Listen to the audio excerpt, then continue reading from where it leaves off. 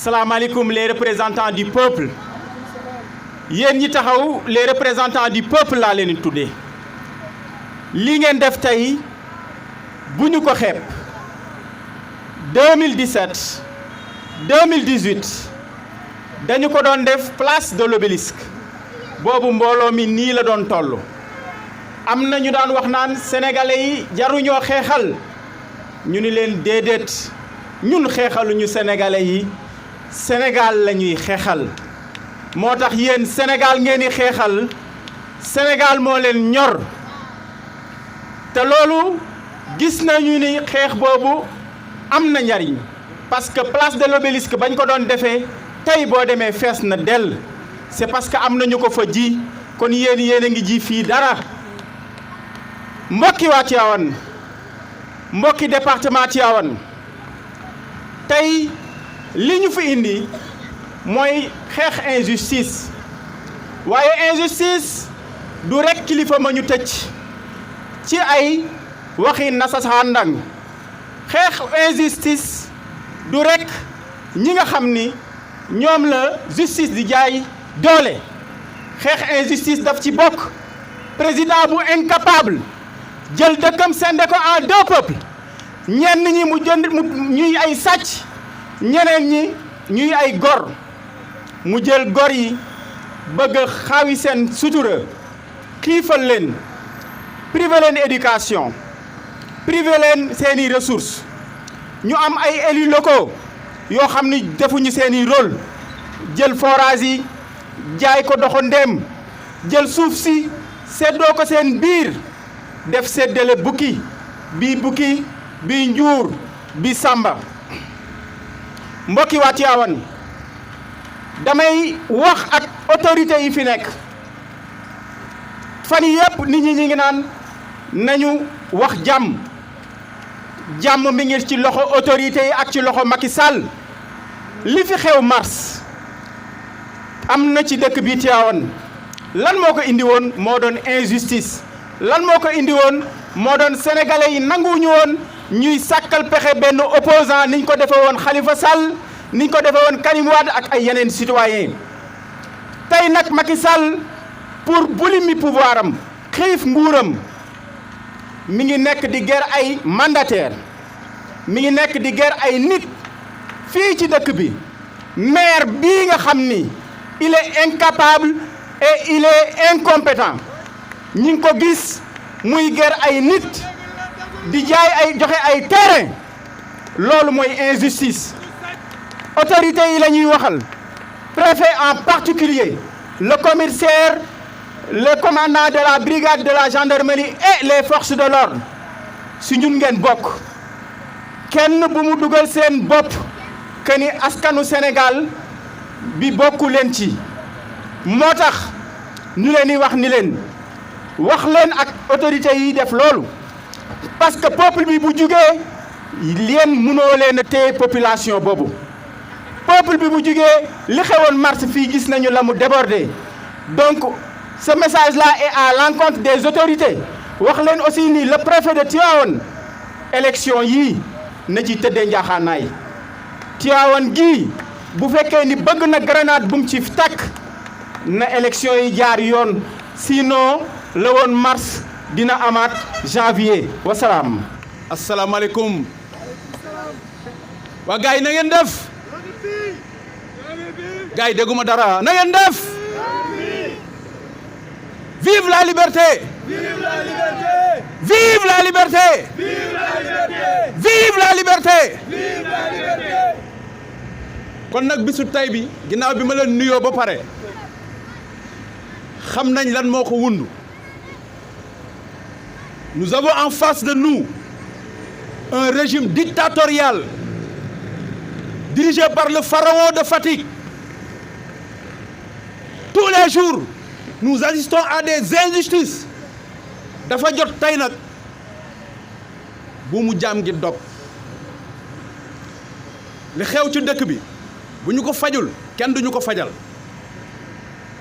Nous appelons à tout le monde nous faisons appel à tous les patriotes du Sénégal et même de la diaspora pour que li xew Sénégal xew ko Tivaouane xew ko Diourbel xew ko ndàngaan xew ko yaayam sama cosaan loolu dañ ko war a dakkal ki fi nekk tey bañ koy fal 2012 suñu waxoon ne nii lay yoree réew mi kon njort naa ne duñ ko jox ndax une justice équitable lañ ko doon doyee moom il a été victime de cette injustice moom le président Macky Sall buñ ko bàyyi woon ak Abdoulaye Wade kon du nekk candidat bay nekk tey président de la République c'est le peuple qui s'est mis debout pour faire face au régime de Wade. Aujourd'hui, c'est ce même monsieur à qui nous avions confiance, une entière confiance. Mais tey mooy yore Sénégal ci une justice à deux vitesses. On ne va pas revenir sur l'affaire Bougazelli, encore moins l'affaire Djibril Ngom. C'est des faits. Lu nit ñi teg seen bët la. C'est parce que Kilifeu dérange. Kilifeu dérange au plus haut sommet de l'État. Mais nous ferons face. Que Macky Sall et son administration le sachent. Le peuple fera face. Dëkk bi dina soppeeku ci nii wala ci nële. Et je l'ai dit, je le répète, nous sommes prêts jusqu'au sacrifice suprême pour défendre nos libertés. Réew mi dafa am loo xam ni parfois dañ koy fàtte ay nit dañu jug xeex ay nit dañu sol seen dàll takk seen ndigg pour que réew mi jàmm am fi ñooñu dañ ko liggéey ñun ñu ñëw fekk fi jàmm jooju nag ku ko nar a salfaane duñ la may jàmm yow ñun liñ ñu fi bàyyil loolu la ñu war a bàyyil suñu doom ak suñuy sët on doit pas laisser ces gens-là faire ce que bon leur semble. réew mi lan la manqué prenons l'exemple du département de Tivaouane lan la manqué nous avons le département le plus riche du Sénégal mais aujourd'hui tali bu baax sax mënuñu ko am regardez le Carrefour en période d'hivernage kenn du fa jaar tali bu baax mënuñu ko am entreprise yi fi nekk bu ñu jëloon ci seen asaka je ne parle même pas de la RSE seen asaka rek bu ñu ko jëloon hôpital bu baax dinañ ko am tali bu baax dinañ ko am éclairage public suffisant dinañ ko am donc mauvaise volonté de l'État moo fi nekk kon nag dañuy bañ a guddal parce que am na ñeneen ñu war a jël kàddu. salaamaaleykum yéen ñëpp ñi fi teew salaamaaleykum ñi fi bëggoon a teew te teewuñu fi salaamaaleykum ñi nga xamante ni tey ñoo nekk di ñuy suivre à travers les réseaux sociaux salaamaaleykum xale yi. salaamaaleykum mag ñi salaamaaleykum góor ñeeg jigéen ñi salaamaaleykum les forces de l'ordre salaamaaleykum waa gendarmerie salaamaaleykum suñu mbokki policiers yële salaamaaleykum ñi nga xamante ni ñoo leen fi yónni salaamaaleykum seen njaatige ma toog fële seen njaatige dafa daw seen njaatige ñoom seen njaatige Macky Sall dafa daw comme na mu ko daan defee comme na mu ko daan defee comme nañu ko daan defee noonu lañ ko defee tey damay am lu may fàttaliku dafa am bés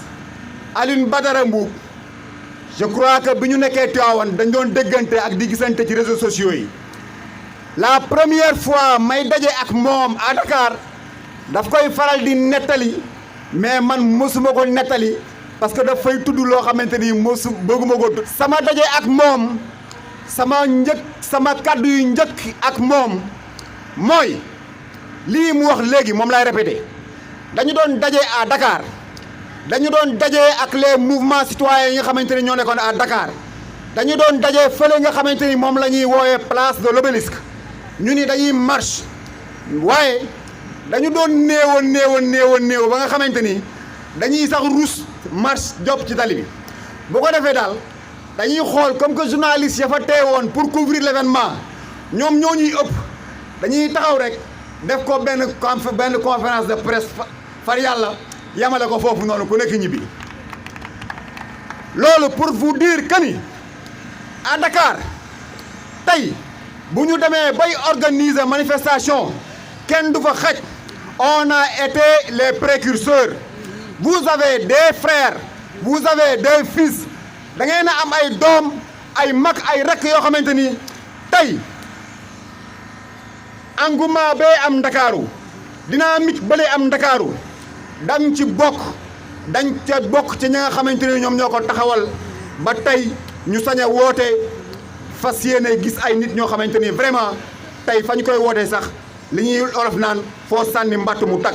Alioune Badara mii daf cee bokk dama koy gërëm di ko sant parce que ba ma ñëwee fa laa ko fekk ba ma ko fa fekkee baat yi nga xamante ni moom laa njëkk a am ak moom mooy Alioune Badara mu ni ma naam ma ni ko lii ñuy def Dakar dëkkuñu fi nañu dem fa ñu dëkk mën nañ ko fa taxawal fa lan bu ma nekkoon nañu dem Tivaouane c'est pas pour taxawal fa ay mouvement bu ñu demee ba mu nekkee nañ dem Tivaouane c'est pas pour taxawal fa ay doxu ñaxtu parce que bu ñu sañoon lii du am bu ñu sañoon doxu ñaxtu du am bu ñu sañoon sit-in du am bu ñu sañoon doo leen am kenn ci yéen lu leen naqare ba ngeen ñëw fii di ko fi wax wala ba ngeen ñëw fii di ko fi jooy li ma ko doon wax li mu loxo ji doon wund mooy ñu ñëw fii Tivaouane dekkal fi dignité ñu ñëw fii Tivaouane dekkal fi ngor ñu ñëw fii Tivaouane dajale ñi nga xamante ni ñii ngi dese seen ngor ñoo ngi dese seen dignité pour que bu ëllëgee citoyen bu ñu amee lu leen metti ñu mën a organiser wu ñu mën a mobiliser wu ñu mën a taxaw waxee fañ ko war a waxee bu jaree ñu xeex bu jaree sànni xeer ñu sànni xeer bu jaree ñu toj bu jaree ñu tëj ñu dugal ñu ci kaso bi ñu dugal ñu ci kaso bi parce que bu boobaa Sénégal daf ñu koy jaral mais aussi Tivaouane daf ñu koy jaral looloo doon samay ak kàddu ay Alioune Badara donc Alioune Badara mention spéciale je vous remercie mention spéciale à ñi nga xamante ni tey ñoom ñoo fi teew mënoo leen fi teew te xamoo leen lu tax ñu teew fi lii may wax c'est pour ñi nga xamante ni ils n'ont pas encore saisi l'objectif de cette manifestation li tax manifestation bii jóg mooy dañu gis ni fii ci Sénégal yoon daf fi jeng démb dama koy wax sama grand frère sama oncle Mamadou Lamine Niang mu ni ma da nga ni yoon dafa jeng yoon dafa amul sax bay jeng yoon dafa amul bay jeng les magistrats hier le président de l'UMS dañu ko interroger mu ni waruñu natt taxawaayu yoon ci ay décision yu muy jël bu ñu nattul taxawaayu yoon ci ay décision yu muy jël bu ñu nattul taxawaayu yoon ci ay nit yi mu tëj te waru leen a tëj bu ñu nattul taxawaayu yoon ci ay nit yu mu waroon a tëj te tëju leen fan ak nan naka la ñuy nattee taxawaayu yoon fii ci Sénégal wax leen ma ko bu fekkee da ngeen ko xam kenn xamu ko waaye nag tàmm nañu loolu ak ñoom layaam yi tàmm nañ ko tey ci gàmmiñu ñi nga xamante ni tey ñoom ñoo ñuy jiite donc pour wane suñu naqar pour wane suñu ay mbébét pour wane suñu taxawaay pour wane lim ñu jaral ci nii yoon tëddee moo tax ñu teew fii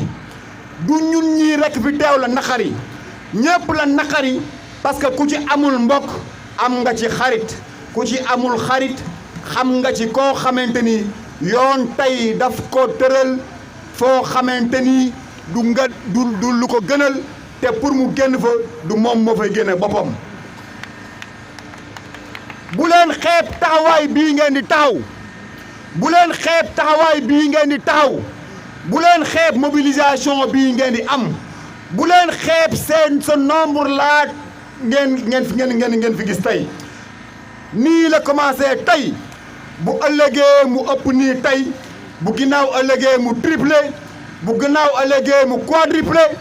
balaa 2024 mu toll noo xamante ni Macky Sall dina gis ci ay bëtam ni ñii faw ñu bu ñu naree sonal ñu def ko nañu ko defoon bu ñu nañee sonal ñu def ko nañu defoon baayam Ablaye Wade bu ñu naree sonal ñu jaar ak moom fa ñu jaaroon mars dafa ni mars la xewoon mars dootul am ñu ni ko boo bëggee xam la xewoon mars dina am wala du am jaaraatal fa nga jaaroon ñu jaar fu raw fa ñu jaaroon ak yow. Ce qui s'est passé à Tivaouane en mars xam nañu kan ak nan ak naka la xam nañu fa ñu jaaroon pour que cette situation se passe ici xam nañu naka la ñu defoon pour situation boobu am fa ñu jaaroon la ñuy jaaraat incha allahu taala rabbi te ku ñu weddi na def wala mu ànd ak Macky Sall def la mu defoon ñu def ak ñoom nañu defoon incha allah bañuñu ci dara wootewuñu jàmm wootewuñu jàmm nay leer wootewuñu jàmm li ñuy woote mooy dëgg am parce que réew mu amul dëgg jàmm mënu fa am réew mu amul dëgg jàmm mënu fa am nañu ko waxte dee ñiy woote dëgg fan leen di xaar mooy à ce que ñu woote ñi nga xamante ni tey ñoo ñu yilif à ce que ñu tëral yoon dëkk bu amul yoon du am jàmm pas de justice pas de paix no justice no peace no justice no peace no justice no peace buñ ñu defee li ñu defoon ñu def leen li ñu defoon ñu toj fa ñu tojoon ñu jaar fa ñu jaaroon dajji la ñu dajji woon jël la ñu jëloon parce que fii lu ñu fi jël ñun ñoo ko moom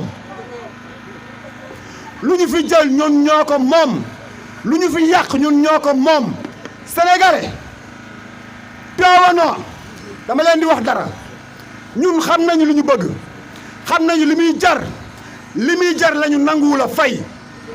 xam nañu fi ñu bëgg a dem gis nañu yoon wi nii suñu kanam dañ fa nanguwul a jaar li muy jar mooy ay bakkan dañu bëgg développement dañu bëgg ñu respecté ñu dañu bëgg ñu bàyyi ñoog suñu ngor dañu bëgg ñu bàyyi ñoog suñu honneur xam nañu li muy jar il faut que des têtes tombent il faut que des personnes tombent xeex la laaj xeex kuy xeex ne doo gaañu bëggoo xeex dañu ni nag kuy xeex mooy daan kuy bëre mooy daan ku bërewul tu peux pas espérer gagner quoi que ce soit donc ñun dañu xalaat ni dañu war a gagner donc dañuy xeex lu mu jar ñu xam ni loolu lay jar sénégalais li mu bëgg gis na yoon wi fi mu war a jaar pour àgg fa dafa nanguwul a jaar parce que c'est parsemé d'embûches parce que xaaxaam kese la xaaxaam yooyu la ñuy bañ bu ñu jam ñu ñun bañuñu xaaxaam yu ni mel jam ñu lii ñuy wax waxuñu ko pour Tivaouane kese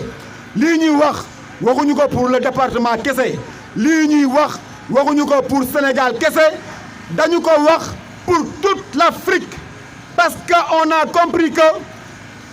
Tivaouane mënul développer dans une région de Thiès bu développé wul la région de Thiès mënul développer sans un Sénégal prospère nañu bàyyi di wax ay élections locales ay échéances électorales ay élections yu ñuy organisées dans la commune ñu naan ay nawetaan la du ay nawetaan c'est un match de championnat qu'on joue à domicile élection yi ñu jëm du match nawetaan élection yi ñu jëm c'est un match de championnat qu'on joue à domicile comment on va le jouer bu def da ngeen a bàyyi ñii nga xamante ni ñoo jàppal Macky Sall tànk fii ci Tivaouane bu ñu leen bàyyee ñu gagner ces élections Macky Sall amee fa fit 2024 mu def ñu naka sudul noonu donc li ma leen di wax mooy pour commencer à combattre lii ñuy bañ muy une troisième candidature de Macky Sall dañ koy commencer dès maintenant nañu fas yéene xàmmee qui joue pour Macky Sall ñu gor seen ay tànk ñoom ñëpp fii d'abord balaa ñoo dem fële buñ ko gorul léegi bu ëllëgee buñ leen bàyyee Macky Sall buñ ko bàyyee ba 2024 ñu dem ak moom ba 2024 wóor na yàlla billaahi wallaahi wa taalaahi dinañ am lu ñu metti trop te kenn duñu ko fajal Macky Sall il va se présenter en 2024 Macky Sall xam na li mu bëgg y a un chaos qui est en train d'être organisé au plus haut sommet Macky Sall mënu ci dara parce que tout simplement dañ leen di wax ay questions yoo xamante ni peut-être da ngay naan dafa sori seen bopp wala dafa sori seen ay situation sori wu leen lii ñuy wax impérialisme lii ñuy wax teewaayu tubaab bi fii ci biir dëkk bi sori wu leen situation boobu ñu leen di wax naan leen impérialisme luttons contre l'impérialisme situation boobu ñuy wax mooy yàq tey njàngum xale yi situation boobu ñuy wax moo tax tey boo dugalul sa doom ci privé mu mel ni jàngoo situation boobu ñu leen di expliquer moo tax boo feebaree doo faju situation boobu ñu leen di expliquer moo tax boo demee hôpital ñu lay kall-kale parce que tout simplement ña fa nekk dañ leen a jël ci naka sul noonu te xamuñu tous on va dans nos hôpitaux pour mourir on va dans nos écoles faire 13 ans pour sortir comme un cancre parce que tout simplement doo fa jëlee xam-xam école yi yàqu hôpitaux yi yàqu nga jàng ba yëy say këy am ay diplôme yu dul jeex mënoo liggéey parce que tout simplement mënoo dara xamoo dara nga jàng ba yëy say këyit am ay diplôme ñu jël la ngay liggéey ngay fayeeku weeru dee mënoo cee faj say soxla sénégalais dem ngeen tay ba boo demee ba fin du mois dese xaalis sax tu te demandes yow ban facture laa fayul parce que tout simplement dund gi ngeen di dund moom metti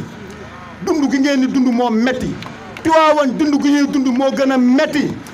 te Tivaouane est l'un des départements je dirais pas les plus riches du Sénégal les plus riches de l'Afrique de l'Ouest on a toutes les ressources yi yeneen gox yi bëgg lan la ñu amul lan la ñu gisul ci département bi lan moo fi amul yaa lépp a ngi fi alors qu'on n'a rien du tout préfet dañ ko fi andi barki démb mi ngi fi doog a def 4 mois daf fi def weer ma dem bureau toog ak moom ne ko ki fi jógee lu leer la ñu waxoon ak moom da ngay ñëw may wax ak yow lu leer dëkk bi ñun ñoo ko moom ces préfets là ñu andil liggéey moo leen fi andi bu jeexee ñu ni mot dem ñibbi ces gendarmes qui sont là liggéey moo leen fi andi bu jeexee ñu ni mot de même que ces policiers qui sont là liggéey moo leen fi andi bu jeexee ñu ni mot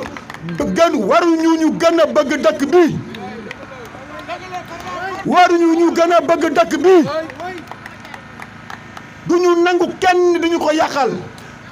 à ces élections yi nga xamante ni moom la ñu jëm si le préfet de Tivaouane fait comme ces préfets sales préfets là si le préfet de Tivaouane fait comme ces sous-préfets là bu ko defee ñu jàmmaarloo ak moom te ñoo leen ko wax fii lañ koy waxee tey bu préfet defee li yenn préfet yi def si ces listes là jàllale wuñ ko incha allah fii ci Tivaouane élection du fi am que ce soit clair pour eux tous li ñuy wax nëbbuñu ko lii ma leen di wax waxtaan la bu ma am ak préfet bu fekkee daf ko weddi di ngeen ko dégg. No peace. No justice. No peace. No justice. No peace. sama waa ji tey moom da nga maa bett waaye nag dinaa wax parce que sama mentor mi ngi sama wet moo tax ma ne ko bul wàcc wax dëgg yàlla sama ñemee taxaw bay xeex ngir sama askan moom moo ma teg ci yoon wi ci moom laa ko gisee. jërëjëf bi ma paree ma gis ku mel ni ñoom Cheikh ñoom Aline ñoom sama gars yëpp damee la ngi ne lee sama waa ji ñëpp rek vraiment taxaw jàpp ci maa ñu ngi lay bëggee bu ko defee li gars yi wax kenn mënut a wax lu ko weesoo mais man li ma mënul comprendre mooy kajooru dammel yi kajooru Déthié Fu Njoogu kajooru dammel Lat Joor Jóob mi nga xam ne moo gënoon a sonal nasaraan si kajoor gi nga xam ne comme ni ko sama waa ji waxee ñun ñoo yor département bi gën a riche ci àdduna ba pare ñun ñoo gën a ndóol ci àdduna loolu la xel mënut a accepté loolu la xel mënut a nangu kon jóg dafa jot. No justice. No justice. Sénégal man su ma déggee ñu naan pays de droit la ay ree daf may jàpp sama gars yi ana Bougazelli jàppuñ ko la main dans la poche moom ak ay carte noire am xaw ma feuille noire am ana Bougazelli tey moo gën a libre picc yi sama gars yi ana ñoom Simon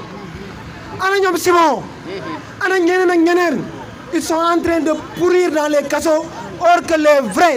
voleurs les vrais pilleurs de la République les vrais délinquants les vrais bandits de la République sont plus libres que les pigeons est-ce que loolu yoon la kon ni mu ko waxee léegi mooy li fi ne bésub dee bu jotee ku dund doo gor ñun nag du ñu dee dañuy dund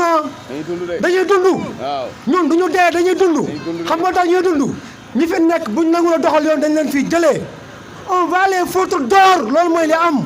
parce que réew mi ñun ñoo ko moom réew mi ma Samba moomu ko ma Demba moomu ko Tivaouane santul Sall santul Ndiaye santul Diakhoumpa santul Seydi Tivaouane waa yëpp ñoo ko moom loolu mooy dëgg kon bu ko defee dañ maa bett Cheikh dafa wax ni bu ñu sañoon wax dëgg kenn du fi marche moo ñu doon gënal waaye mënoo ñàkk a marche ndax kilo ñebbe junni mënoo ñàkk a marche parce que Cheikh Omar Anne nee na bi mu nekkee kuddu kilo ñebbe junni la ko doon jëndee ba mu fa jógee ñu defal ko promotion de DG il passe ministre mënuñoo ñàkk a marche ndax escroc bu toll ni Djibril Ngom sunu président de la République di ko recevoir au palais man dama jàppoon ni palais président ak ni mu toll ak palais de la République li muy symboliser ñi ñu fay recevoir dañ leen di citer dañ leen di joxe en exemple à la nation mais un escroc de la trempe de Djibril Ngom ne devrait jamais être reçu par notre cher président Macky Sall warul woon na ne mais kon mu ñàkk marche mënta ñàkk mais mënuñoo ñàkk a marche ndax Penda Ba mi toog saaga wolof yëpp Macky Sall daggal ko paas mu dem bitim réew ci biir wolof yi sama gars yi ñaata kilifa ci ne dama bañ a duut baaraam fenn fi mais mënuñoo ñàkk a marche di seetaan Macky Sall jiital alkaati yi ak gendarme yi jël ñeneen nit jox leen ay yat ni leen dóor leen askan wi marche mënut a ñàkk marche mënul ñàkk devant toutes ces injustices en réalité kenn mënu leen a citer ñoom ñëpp ma wàcc ñëw fii ci li leen gën a jege parce que xëy na Cheikh Omar Anne dafa sori Cheikh Tidiane Gaye coordonnateur FRAPP département Tivaouane jàng ba yor ay diplôme am macha allah def formation am compétence am fa muy loon liggéey ca Thiès ñu xëy suba dégg ko ci muy kaas ni góor jigéen warta am Tivaouane ñu gont patron gont woo ko téléphone alors sëñ Cheikh la béyka Cheikh yow lañ seenoon ca lycée ba ngay wax waxu góor jigéen mu ne waaw ñu ko dàq nañ la dégg nga bul gont si mais mënuñoo ñàkk a marche devant ces injustices fii ci commissariat Tivaouane le commandant du corps urbain Pape Diop jaasi la ma dóor fii ci loxo ba pare dugal ma ci kaso bi Pape Diop le commandant du corps urbain du commissariat de Tivaouane jaasi la ma dóor ci biir commissariat bi ba pare tëj ma sama loxo baa ngi nii ba léegi mënta lemu mi ngi nii ba pare di fen woo askan wi convoqué toute la presse de Tivaouane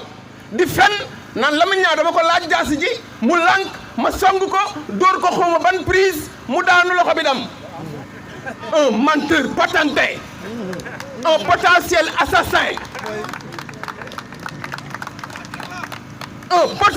assassin tu crois que kooku mérité na sol suñu ay tenue la tenue de la police nationale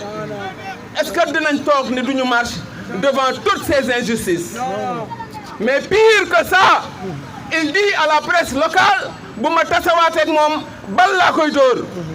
Je t'attends, Pape Diop. Effectivement, moi je vais passer l'éponge, hein, parce que dama jàppoon ni vraiment ndogal la et que man ci sama bopp sax dem naa wër police gépp baalu leen àq ba ci main courante bi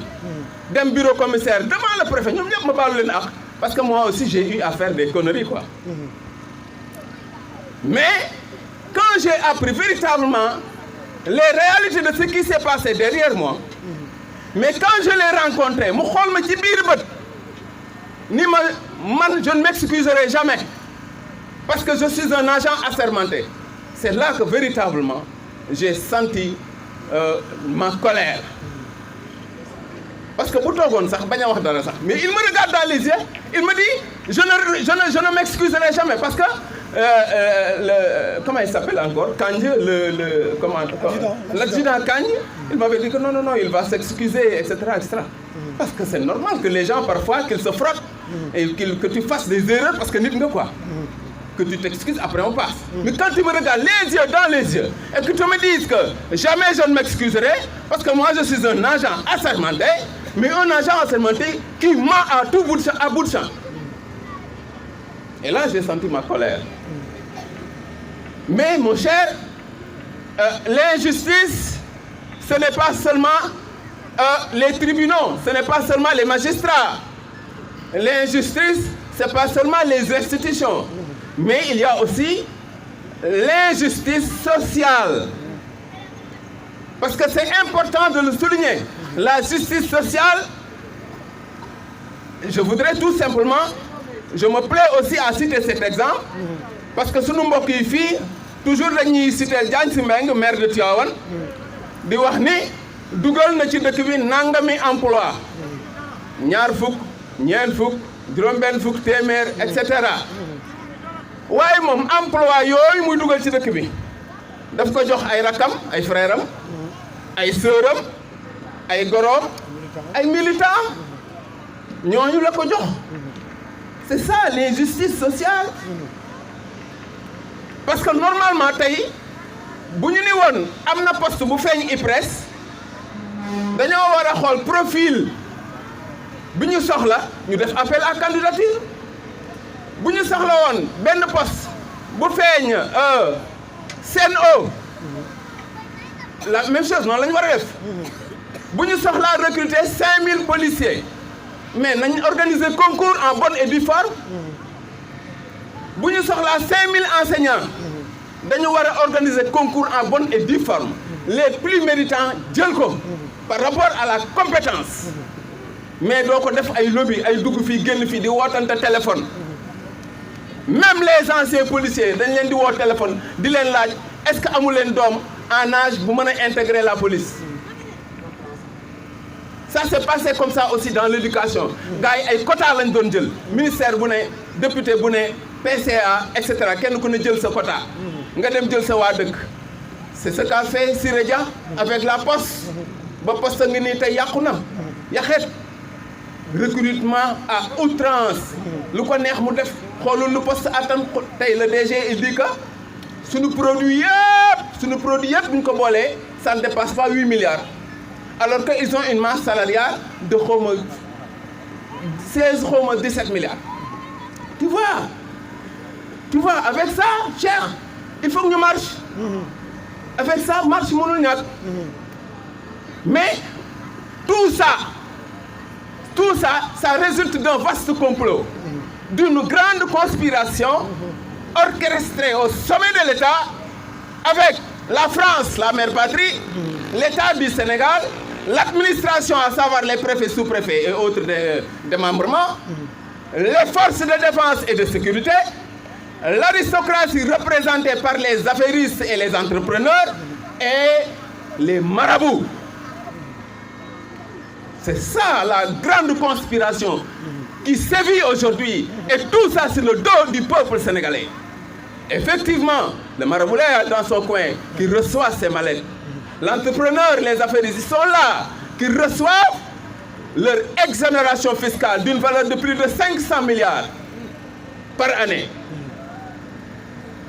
Les gouvernants, les ministres, détournent à gauche et à droite. Ils ont des comptes bancaires partout.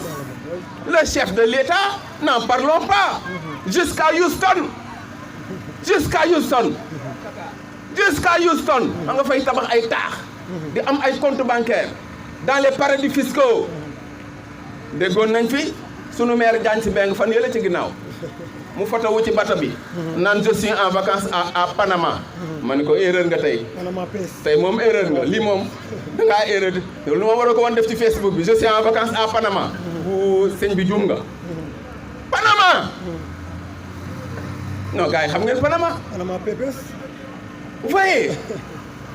c'est une grande conspiration ñoom ñoo ñëpp kenn ku ci ne yaa ngi noos yaa ngi gundaandaat yaa ngi ndaataatalax askan wi nag comme ni ko sawaay waxee léegi askan wi manque de tout tout sur le dos du peuple sénégalais tout lépp ci ndoddu askan wi lépp tout ci ndoddu askan wi mais liñ ci gën a jaaxal li ciy gën a metti nag mooy Macky Sall mi taxaw di ko orchestrer di ko avaliser di ko cautionner c'est Macky Sall qui nous disait quand tous les pouvoirs s'effondrent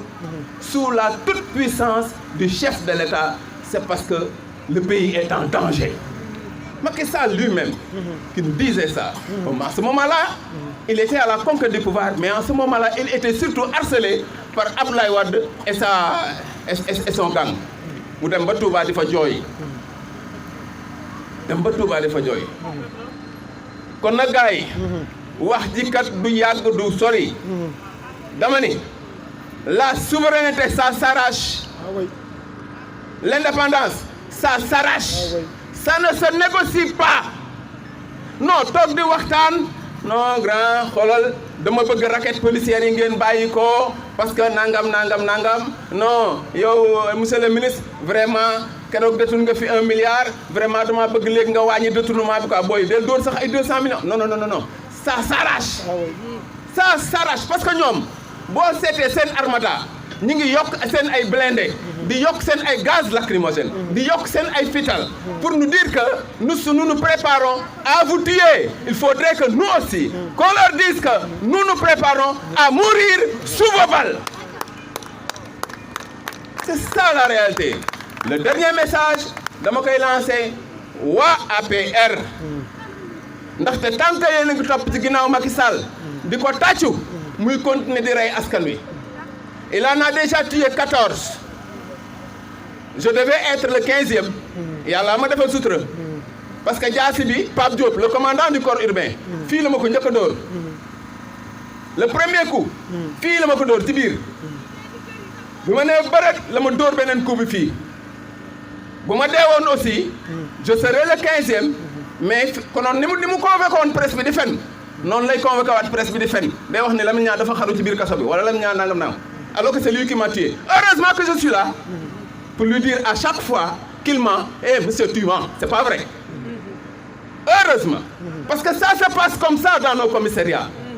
On vous tue, on convoque la presse et on se met à mentir. Ça se passe comme ça. Toujours comme ça parce que affaire yi dafa neex xaalis boo liggéeyul sa papa bàyyilu la ko fi doon na ko ci ndey ngay xëy di amassé di ndaataa talax di gundaandaat mais dafa neex loolu kenn du ko bàyyi ci ay négocier xeex rek moo tax ñu bàyyi ko l'indépendance ça s'arrache ça ne se négocie pas